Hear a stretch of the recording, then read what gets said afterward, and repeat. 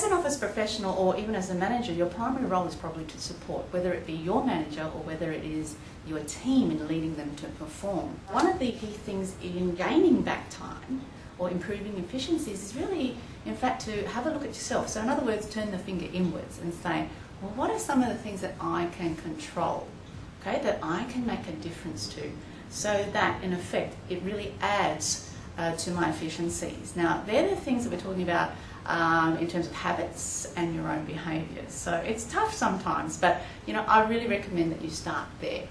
Now, that process is in fact what we call the self-audit. Now, this can be conducted over a period of, say, 5 consecutive days. So how do you do it? Firstly, you've got to define what the tasks are that you need to do and just set yourself some goals. Okay, say maybe 10 tasks I need to achieve today.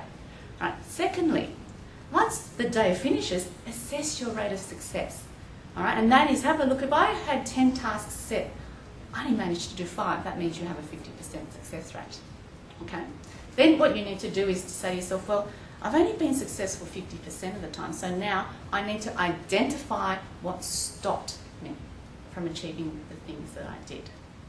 And from there, if you go the 5 days, what happens is you'll be able to start to recognise some patterns. Now, whether it be that I'm continually being interrupted, I procrastinate, or I have a fixation with my emails, any of those things, you now have a pattern to start to work with.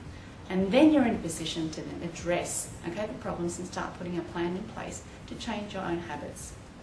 Now, last but not least about that is that you can do all this, but if you don't have the desire and commitment, unfortunately it doesn't work. But once you have that, what you can do is fix up all the bad habits that you sabotage yourself with, and then you can start looking at the environment around you and improving efficiencies there.